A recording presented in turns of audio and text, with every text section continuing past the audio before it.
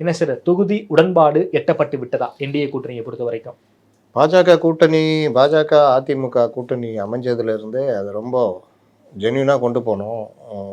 ரொம்ப ஒரு பாதுகாப்பாக இருக்கணும். அதாவது எந்தவித சேதாரமும் வந்துடக்கூடாது, பிரச்சனை வரக்கூடாதுன்றதில் அமித்ஷா மிக உறுதியாக கொண்டு போகிறாரு. அதில் தான் அண்ணாமலை நீக்கம் மற்ற விஷயங்கள்லாம்.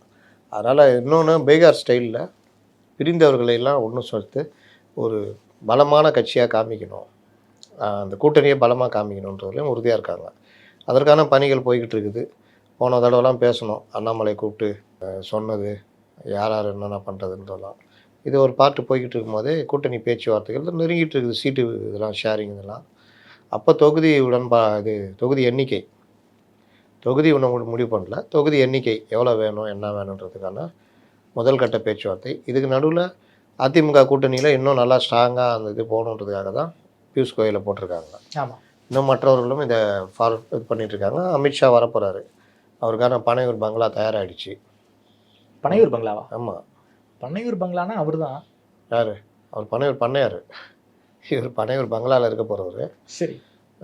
வாரத்தில் ஒரு நாள் தங்கிறதுக்கான இதெல்லாம் ஏற்பாடலாம், அதுக்கான வேலைகள்லாம் நடந்துகிட்டு இருக்குது. அதனால் 2 பேரும் பக்கத்தில் இருப்பாங்க. கூட்டணி பேச்சுவார்த்தை அந்த மாதிரி போய்கிட்டு இருக்குது. அதை அடுத்து சொல்கிறேன்.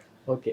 அப்போ இந்த இது எவ்வளோ ஸ்ட்ராங்காக எவ்வளோ நல்லா கொண்டு போகணுன்றதில் உறுதியாக இருக்காங்க. எத்தனை சீட்டு சார் கேட்குறாங்க? இவர்கள் கேட்டது இன்னும் 40 சீட்டு லிஸ்ட்டு கொடுத்துருக்காங்க. பாஜக கேட்டிருக்காங்களா? ஆமாம், பாஜகவுக்கு மட்டும் 40 இல்லை? பாஜக ப்ளஸ் ஏசி சண்முகம், துண்டு துகுடாக்கள் எல்லாம் 40. ஓகே, எல்லாருக்கும் சேர்த்து 40. ஆமாம், அதில் இவர்கள் 40னா ஒரு 30 ஓகேன்ற மாதிரி, அவர்கள் 25 தர்றோம் அப்படின்னு ஏடிஎம்கே சொல்கிறாங்க. 25 தான் தருவோங்கிறாங்க.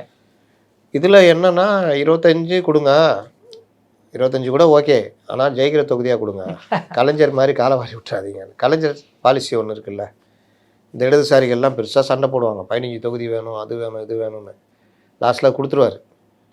அதில் பார்த்தீங்கன்னா 5 தான் ஜெயிக்கிற மாதிரி இருக்கும். 10 தொகுதி நீங்கள் டக்கர் அடித்தாலும் திமுகவை ஜெயிக்க முடியாத தொகுதியாக இருக்கும். ஆமாம், அதில் இதாகிடும். அந்த மாதிரி எங்களுக்கு இல்லாமல் ஒரு டபுள் டிஜிட் நாங்கள் வரணுன்ற கௌரவமான தொகுதியை ஜெயிக்கணும்னு எதிர்பார்க்குறோம். இது ஒரு வாய்ப்பு, அதற்கேற்ற மாதிரி நீங்கள் சீட்டு கொடுங்க அப்படின்னு. அதனால் நீங்கள் எங்களோடய பயணம் செய்கிறவங்க, நீங்கள் ஜெயிச்சா தான் எங்களுக்கும் நல்லது.